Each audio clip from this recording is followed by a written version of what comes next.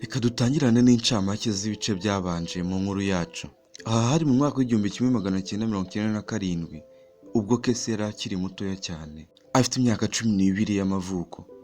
Uyu mwana w'umukobwa aba afite impano nziza cyane yo gushushanya ndetse arabikurana. Ndetse kandi aba afite gasaza ke gatoya cyane kiswe Brandon, kaba gafite imyaka 5 y'amavuko. Inkuru yacu itangirana na Martin, aba ari kuri telefone ari gutongana cyane, atonganya umuntu babwirana nabi bisa nkaho barakaranyije cyane. Uyu Martin aba ari papa wa Kesi, umugore we aba yitwa Matilda. Hano imari ya papa wa Kesi cyangwa se ya Martin iba yashimuswe. Aba bombi nyuma yo kwiyoberanya cyangwa se guhindura ibibaranga mu rwego rwo kugira ngo Martin akunde ahungisha umuryango we kure, ubuzima buragenda bugakomeza kandi bukaba bwiza kurushaho. Akomeza business ze zo gucukura amabuye y'agaciro ndetse n'ibindi. Mu gice cyabanje tuba twasize Kesi yabonye umusheri cyangwa se yabonye inshuti nshya y'umuhungu muri quartier bimukiyemo. Nyuma yo kuba bahamaze igihe baza no kumenyana n'abantu bahatuye. Kesi amenyana n'umusore Lucas, umusore bari mu kigero kimwe ariko mu muryango w'abahigi. Amwigisha byinshi bijyanye no guhiga, bakagira bakaba inshuti zikomeye cyane. Aba batuye kandi bishimye cyane, ubona bameze neza. Aha bari nyuma y'imyaka 10 nyuma y'uko bahunze. Inkuru yacu tugiye kuyikomereza nyuma y'imyaka 10 bahunze. Aha ngaha Kesi aba afite imyaka 22 y'amavuko. Musaza we Brandon aba amaze kugira imyaka 15, urumva ko nabo bamaze gukura. Ababyeyi baba bari kwishimira isabukuru y'imyaka 25 bamaze babana cyangwa bamaze bashakanye. Bakora ikirori, bakifotoza, bakishima, bakajya bakanywa, bagatumira inshuti n'abavandimwe, ibintu bikagenda neza cyane. Gusa ikosa rimwe rikorwa ni uko muri icyo kirori mu mafoto amwe n'amwe aba yafotowe, ifoto imwe bayipostinga. Ese iyo foto yapostinzwe ni iyihe? Yapostinzwe nande? Niba mubyibuka neza, gahunda ya Martin ni ukwihisha we n'umuryango we kugira ngo batamenyekana. Ntabwo ndi buhindure amazina y'uyu muryango wahinduye ibibaranga kugira ngo naza kugucanga muri iyi nkuru ntubashe kumvamo message irimo. Amazina ndayerekera yayandi, ariko wibuke ko bahinduye ibibaranga, uwabahiga naho yabashakira. Nanze kuyahindura kugira ngo naza kukuvanga nguha amazina menshi ngo biguca. Lucas, sheri wa Kesi, nawe bari muri iki kirori, ndetse ni nawe wa mbere mu gufotora amafoto y'ibyabereye muri runo rugo. Kesi aba yarakoze tableau nziza cyane ishushanyijeho umuryango we, Martin, Matilda, Brandon ndetse na Kesi ubwe. Iyi tableau ayiha ababyeyi be nk'impano kuri uyu munsi baba bari gucelebrate iyi sabukuru y'imyaka 25 bamaze babana. Barangiza bakayimanika mu nzu nk'urwibutso. Mu mafoto aba yafotowe n'iyi tableau irimo, kuko ni tableau nziza kandi y'agatangaza, bose babishimiye cyane, abantu bose baraho bayikunze. Lucas aba afite Facebook account akoresha, ahita posting hamwe mu mafoto, agapostingaho n'aya foto ya tableau. Ikosa rikomeye cyane Lucas aba akoze, ariko ntabwo aba abizi ko akoze ikosa, ndetse n'abari aho ntabwo baba babyitayeho. Iyi foto y'igishushanyo irakundwa cyane ku mbuga, igasakara henshi hashoboka, abantu bakayihererekanya. Iba ari tableau nziza yuzuyemo ubugeni buhambaye, isa neza kabisa, wagira ngo ni ifoto yafotowe bayomeka kuri tableau. Uyu mwana w'umukobwa Kesi aba afite impano ihambaye. Byihuse cyane mu bantu babona iyi foto harimo n'umusore Scott. Scott aba ari umusore w'umuhanga cyane mu bijyanye n'ikoranabuhanga, aba azi gucukumbura ibintu kuri internet, ibyishe byose akabibona. Scott abona iyi tableau cyangwa se iyi foto agaseka cyane, agaserebura, agahamagara kuri telefone avuga ati, "Hello boss, narakubwiye ngo ntacyanyihisha burundu. Nyuma y'imyaka 10 uzi icyo mbonye? Niba bishoboka wambwira aho uherereye nkakuzanira amakuru meza cyane, ndabizi neza ari bugushimishe." Ngewe ndi umuhanga, narakubwiye, amafaranga yanjye yapange neza ndaje. Kumbe uyu musore wacu Scott akorera umugabo wiswe Julius. Uyu Julius ni uwahoze ari umukiriya wa Martin mu myaka 10 itambutse. Mana yanjye. Nyuma Julius abonye famiye ya Martin. Kamemu niba abonye ifoto na famiye iri buboneke, ko babonye ko bakiriho, bagihumeka umwuka bazima, birahagije ngo akomeze kubahiga. Julius aba yarasabitswe n'umujinya wo kwihorera. Reba nawe imyaka 10 irashize ariko aba agifite agahinda n'umujinya, ishyaka n'ishyari byo kwihorera kuri Martin. Mu by'ukuri kwihorera si ikintu cyiza twagakwiye gushyira mu mitima yacu ngo tugambirire gukora. Niba umuntu agukoshereje wipanga kumwihoreraho, babarira ariko ntiwibagirwe ko wakosherejwe cyangwa wahombye ibintu runaka, ariko byibuze ubabarira uwaguhemukiye kugira ngo ukomeze kubana nawe neza. Kuko nyuma y'uko wahemukiwe cyangwa nyuma y'uko yaguhemukiye hari ubundi buzima. Umuntu araguhemukira akagenda, ejo undi akakugirira neza, cyangwa se ejo n'undi akaguhemukira, ariko ugiye upanga kwihorera, ese twazagera he? Ubuzima bwazatugeza he ugiye upanga kwihorera kuri buri umwe wese waguhemukiye? Inama nziza, twige kubabarira. Julius aba amaze imyaka irenga 10 ahiga Martin n'umuryango we kugira ngo yihorere. Nyuma na nyuma Scott umukozi we aba amuboneye ifoto, ndetse ntekereza ko iyi foto iba isobanuye byinshi cyane kuri Julius. Reka dukomeze n'inkuru yacu, tuvuye kuri urwo ruhande tugaruke mu rugo kwa Martin. Lucas na Casey baba bicaye bari kuganira iby'urukundo rwabo, baba bicaye imbere y'inzu ahantu mu gashyamba karimo indabo nziza cyane zibazengurutse, ubona ibintu ari byiza cyane. Baraganira byinshi bigatinda, Lucas akamubwira ati ndagukunda cyane kandi sinshaka ko urukundo ngukunda rugira umupaka.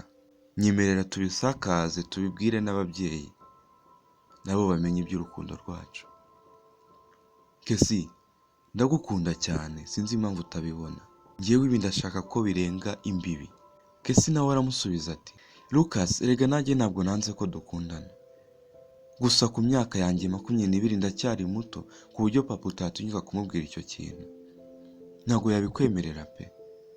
Ahubwo ngiye nyemerera mbitware gake gake, nimbona uburyo ngiye nzabyibwirira ababyeyi. Ikindi kandi nawe urabizi umuryango wacu, amahame tugenderaho narayakubwiye.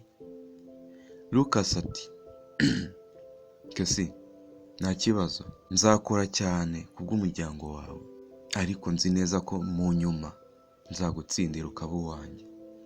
Ndabizi neza ko ninkora byinshi bigiye kure papa wawe atazakunyima. Njye guhiga, duraye niyo masaha meza yo guhiga. Wowe wambwiye ko utari bubone umwanya wo kuza, ariko nta kibazo, ndahiga ibyo njyana iwanjye byinshi bihagije, nsagureho n'ibyo nzana hano. Ndabizi neza ko nimba nigaragaje neza papa wawe atazakunyima. Reka rero ngende guhiga, ubwo turaza gusubira. Casey aramusezera agaseka akamubwira ati nta kibazo kandi urakoze cyane. Casey ahita ajya mu nzu agakomeza ibyo kwishushanyiriza. Amasaha menshi yiwe ayamara ashushanya amataburo, ibishushanyo byinshi bigiye bitandukanye, akora inkuru, yandika, ashushanya. Nyuma y'akanya gato nibwo Casey abitekerezaho akavuga atoya, ntabwo nareka sheri wanjye ngo ajye guhiga wenyine, akamukurikira. Ibi byose ni incamake nari naguhitiyemo kugira ngo ubashe gusobanukirwa n'igice cyabanje. Reka dukomeze n'igice cya kabiri cy'inkuru yacu. Mbere twe twamaze kubona ko Julius yamaze kuvumbura aho umuryango wa Martin utuye, yakambitse hafi y'umuryango we mu ibanga rikomeye, ndetse yazanye abasore benshi cyangwa se abahigi ngo bamuhige.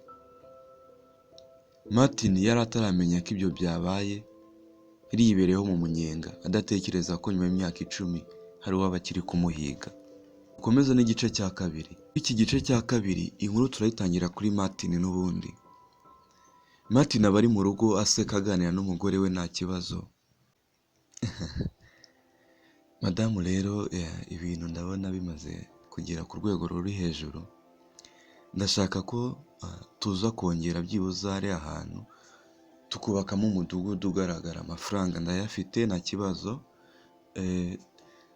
Dushaka uburyo hari ahantu iriya parasera tuyubakamo umudugudu w'amazu akodeshwa, dushyiremo amaparitema, kandi nzi neza ko uyu mushinga ndi kukubwira wakwinjiza amafaranga menshi kandi afatika. Urabyumva ute? Ushinze ibi bintu akaba ariwo bikurikirana ukabyitaho njye ukazayanyereka yamaze kurangira.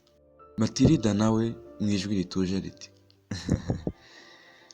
mugabo mwiza se nabyanga gute? Byaba ari iby'agaciro nanjye ngize igikorwa mpagararira muri runo rugo. Byinshi tugeraho cyangwa byose tumaze kugeraho byakozwe nawe. Nanjye nabikunda cyane kwisanga ari igikorwa nahagaritse muri uru rugo, ukanyemerera akaba ari nanjye uha izina uyu mudugudu, nazabikunda cyane. Bakiri aho ngaho Martin ahita ahamagarwa na telefone. Uretse gato nitaba ino telefone impamagaye nubwo mbona ari nimero nazi. Yes, alo? Yes, ni Martin muvugana.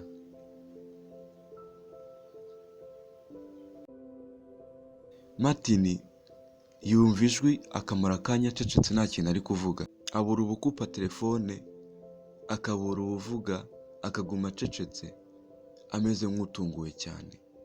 Ese iyi telefone imutunguye ni yande? Ntabwo mwicisha amatsiko. Martin telefone imuhamagaye ni iya Julius. Julius mu ijwi rivugira hejuru yuzuyemo agasuzuguro no kwishongora asubiza Martin ati Martin umuhanga cyane mu kwihisha ariko bitazaramba. Nakuvumbuye, nakubonye. Inama nakugira rero, tabarira hafi kuko umukobwa wawe maze kumubagagura. Urebe ko watabara umuryango wawe abasigaye ukabahungisha. Wari uzi kuzihisha bigatinda ariko nakuvumbuye. Ntagahora gahanze Martin. Ubu nanjye nje kwihorera kandi umujinya wanjye uraza kuwubona vuba cyane. Ndashaka ko usigara wenyine uhagaze ukumva agahinda waneye nanjye uko kameze. Martin warambabaje, naje ngo twihurire. Martin ahita acika intege cyane, aza kuvugira kuri telefone bikanga. Telefone ikamucika ikagwa hasi, agahaguruka akirukanka. Ubwo yarahagurutse yirukanse ageze hanze, ahita abona imodoka igiye yari hafi y'urugo rwiwe, nawe akatsa moto akakurikira iyo modoka akayirukaho. Imodoka iriruka cyane Martin akayirukaho. Ntekereza ko Martin hano aba atekereje ko umukobwa we ashimuswe kandi atwawe muri iyo modoka. Ntibyatinze mama Kesi ahita ahamagarwa na telefone, akabona ni Lucas. Lucas aba ari kurira avuza induru cyane. Lucas aba atembereye mu ishyamba ari guhiga, agatsitara ku murambo w'umukobwa. Yareba neza akabona ni Kesi wapfuye. Amara umwanya munini kubyimvisha byanze, ariko nyuma na nyuma nyine nta kundi ahamagara mu rugo, agahamagara Matilda. Nibwo yabazaga Matilda niba Kesi ari mu rugo. Nyuma yuko amubwiye ngo Kesi ntawe uhari yamukurikiye, yarazi ko bari kumwe ko yavuye mu rugo avuga ko aje guhigana nawe. Ahita amubwira ati Kesi bamwishe, ahandi hari umurambo we nimuze. Ubwo bahururaga bakajya kureba mu ishyamba. Matilda asohoka mu rugo yirukanka n'igihunga cyinshi atabyiyumvisha ibyo bari kumubwira. Ntago aba yiyumvisha ko umukobwa we aka kanya yaba ahise apfa, inzozi z'umwana we zise zihagarara igitaraganya. Ntago aba yiyumvisha ko umwana we yarazi ko azabakiza, umwana ufite impano nziza nka Kesi yahita abura ubuzima aka kanya. Agenda yirukanka mu rugo akahasiga Brandon wenyine. Brandon aba ari umwana w'umuhungu udakunda gusamara, uraho ucecetse cyane ariko nawe ukunda guhiga. Papa wa Kesi aba yirukansa akurikira imodoka, atekereza ko yabishimuse umwana we w'umukobwa. Mama Kesi aba aje yirukanka mu ishyamba, aje kureba niba koko ibyo bari kumbwira ko hari umurambo w'umukobwa we ari byo. Arahagera akaboroga cyane, amarira akaba menshi. Kureba umurambo w'umukobwa we wambaye ubusa, wuzuye amaraso ahantu hose, bamubaza ijosi, imyenda bayiciye iri aho ngaho, kwihangana bikamunanira, akaboroga cyane. Abaturage batangira guhurura, bagashungera bibaza ibi ni ibiki, ese uyu mwana w'umukobwa yishwe n'iki. Lucas ntabwo abasha kwiyumvisha ko Kesi baganiraga mu kanya, iby'inzozi z'urukundo rwabo zaba zise zihagarara aka kanya. Mama Kesi ahamagara telefone ngo ahamagare Papa Kesi cyangwa se ahamagare Martin. Telefone igasona ikikuraho ikabura uyitaba. Niba wibuka neza, Martin aba yirukanse nawe ataye telefone mu nzu, akirukanka akurikira abatekereza ko bamushimutiye umwana w'umukobwa.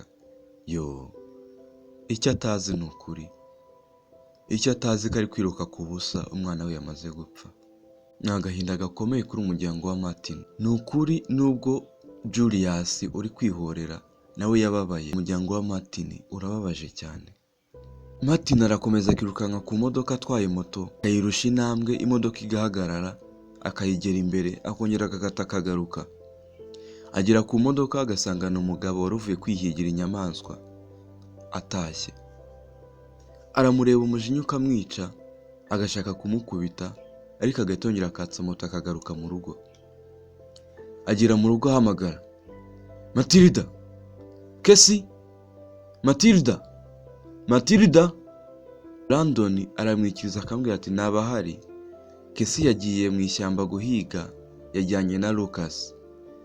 Naho mama we sinzi aho anyarukiye gatoya. Ubwo Martin ahita yumva telefone yiwe iri gusona, agahita ayiterura akitaba. Ahita abona ari Matilda umuhamagaye akitaba. Yes, allo, mwagiye ko mu rugo nta muntu uhari? Kesi muri kumwe? Bataramusubiza amajwi aba ari kumva aramusubiza. Haba hari imiborogo myinshi y'abantu bari gutakamba bibaza icyabaye kuri uwo mwana w'umukobwa. Matilda kuvuga biramunanira, avuga ijambo rimwe ngo Kesi yapfuye, najya akarivuga arira n'agahinda kenshi cyane. Martin ntago abyumva, ahita asohoka mu rugo akirukanka.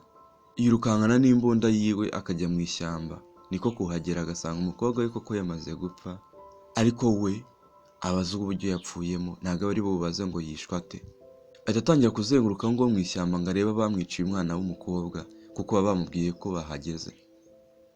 Arabareba ari guhiga akabona akantu k'agatente, yakegera agasanga nta kintu kirimo, karubatse gusa ko nta muntu uhari, gusa bisa nkaho hahoze abantu. Ako kanya telefone ihita imuhamagara, akabona n'undi niya nimero yamuhamagaye ari mu rugo. Julius niwe uhamagaye. Oh, Martin. Ndabona uri umuhanga cyane mu gutabara. Wahagereye igihe? Twakubwiye gutabara, uhagera nyuma y'amasaha angahe? Ngaho gerageza urebe ko watabara kano gahungu ngo ni Brandon, cyangwa se utabara imbwa yiwe kuko ndabona ariyo ngezeho bwa mbere. Ubundi mu rugo iwawe Martin, uribaza ngiye gukora ibiki? Martin ahita atakamba cyane ati no, Julius please, reka tuganire ndakwinginze. Mbabarira ntunyicire umwana ndakwinginze. Julius ndarahira ku Mana, uraramuka unkoreye ku mwana ndakwica. Julius mu ijwi ryiyemera cyane, gusa rivanze n'agahinda. Martin, ningukorera ku mwana uranyica. Nta kindi kintu wumva wavuga kirenze kunyica, kuko waranyishe kera. Imyaka 10 ishize njye narapfuye mpagaze. Ntacyo ndamira. Wowe wumva ko ugifite byinshi byo kuramira. Tabara. Imbwa yo nari maze kuyica. Reka nice n'akandi kabwa. Numvise mukita Brandon. Julius ahita akupa telefone akayibika. Ubwo Martin nawe ahita aza yirukanka kugira ngo arebe ko yatabarira hafi. Martin araza yagera mu rugo agakubitwa n'inkuba. Niko nabivuga. Umujinya n'agahinda kenshi cyane k'ibyo abona biramusabika. Martin agera mu rugo agasanga mu irembo hari imbwa babagaguye ahantu hose yuzuye amaraso. Akomeza gukurikira ariko akabona ibirenge byakanogeye muri ayo maraso aho byerekeye. Ibirenge by'amaraso biragenda bikamushikiriza ku muryango w'inzu ye. Babishe Brandon nabi bakamumanika mu kiziriko, bakamanika hejuru y'umuryango w'inzu.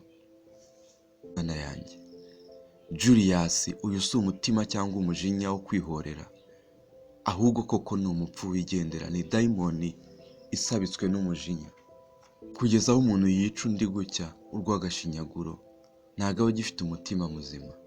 Ese Julius yarekeye aho akigendera ko mbona ibyo amaze gukora birenze ukwemera kwa muntu? Martin agahinda karamwica, agatangira kurwana no kumanura Brandon ku mugozi ngo amushire hasi. Umuborogo n'amarira byinshi byamusabitse. Ayo wumva ni amajwi ya Martin ndetse na mama Kesi ariwe Matilda baboroga. Matilda we yabaye nk'umusazi, abaje ateruye umurambo w'umukobwa we na Lucas. Yagera mu rugo akabona hari n'undi murambo w'umuhungu we ndetse n'imbwa y'umuhungu we, akamera nk'umusazi.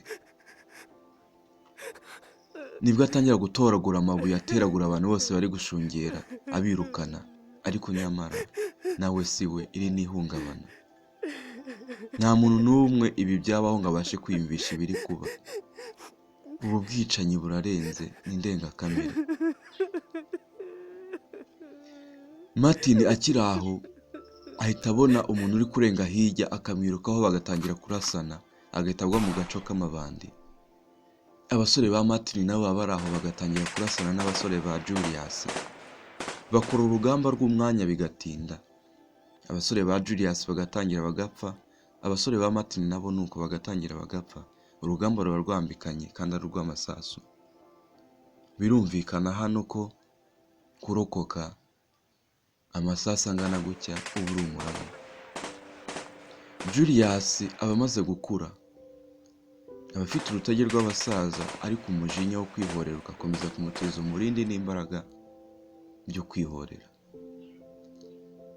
Amwe mu masasu afata Matilda mu kaguru akagwa aho ngaho. Abona urugamba rwakomeye cyane, abasore be batangiye gushira, akirukanka. Yirukanka agana mu ishyamba, Martin nawe akamwirukaho, agasiga abasore be barasana n'aba Julius, akirukanka bagakurikira Julius. Nakurikira Julius mu ishyamba, bakagenda barasana, amurasa umugenda, akamurasa isasu mu kaguru. Uribajije uti ninde urasa undi mu kaguru? Martin arasa Julius isasu ryo mu kaguru, Julius akagwa hasi. Akomeza agenda barasana akamugeraho. Martin nta kindi kintu aba akeneye kumva, umujinya n'agahinda byinshi, arasa Julius kugeza imbunda ishizemo amasasu. Nk'aho ibyo bidahagije, nk'aho atabona ko umuntu yamaze gupfa, agaterura imbunda Julius yari afite, nayo akayimurasisha kugeza amasasu ashizemo. Aramutobagura akamugira nk'akayunguruzo. Njyewe uyu mujinya Martin afite ndi kuwumva, nirengagije ko Julius ari kwihorera. Ese wowe abaye ari wowe wakora iki? Abaye ari wowe ugeze ku muntu nk'uyu, ese uyu muntu washuje kwihorera wamurekura akagenda? Niho havuye inkuru ivuga ngo, cyangwa se umugani uvuga ngo, nujya kwihorera uzasiga ucukuye imva ebyiri, imva yawe ndetse n'imva y'uwo ugiye kwihoreraho, kuko uko byagenda kose uba uri bupfe cyangwa wagapfa. Martin agaruka mu rugo n'agahinda kenshi, ni nabwo ahita abona ko na Matilda yarashwe mu kaguru. Ubwo Martin atangira gusobanura inzego zishinzwe umutekano ibiri kubera aho ngaho, kuko ziba zahageze. Baba bazanye ambulance bagatangira gutwara abantu, inkomere, imirambo, kugira ngo bajye kubaha ubuvuzi ababukeneye, abandi nabo bajye kubakuraho iperereza. Ubwo Martin atangira gusobanura ibiri kubera mu rugo rwe, inzego z'umutekano uko byagenze, uko byatangiye. Bagatwara Matilda kwa muganga, aba yahuye n'ikibazo cy'ihungabana, aba yabaye psycho, cyangwa se aba yabaye umusazi ariko wasaranye umujinya ukomeye cyane. Martin we aba yabaye nk'igiti, amara gusobanurira abasobanurira, akicara ku muryango aho areba amaraso amwuzuye ku mubiri, amaraso y'abantu bapfuye, abo yishe, abo yateruye bapfuye, harimo amaraso y'umukobwa we n'umuhungu we. Ati umutwe bikamurenga, ariko nyine nta kindi kintu cyo kubikoraho aba afite. Nk'umugabo wese uko amera, amarira atangira gutemba ajya mu nda, umwanya wo gutemba asohoka ajya hanze. Iyi nkuru yacu yari igamije kukubwira ngo ntukihorere, jya wiga kubabarira, kuko iyo Julius ababarira Martin ibyamubayeho cyangwa ibyo yamukoreye, ntiyibagirwe ko yabuze umuryango we, ariko akababarira Martin, kuko ibyabaye bibera mu rugamba n'ubundi.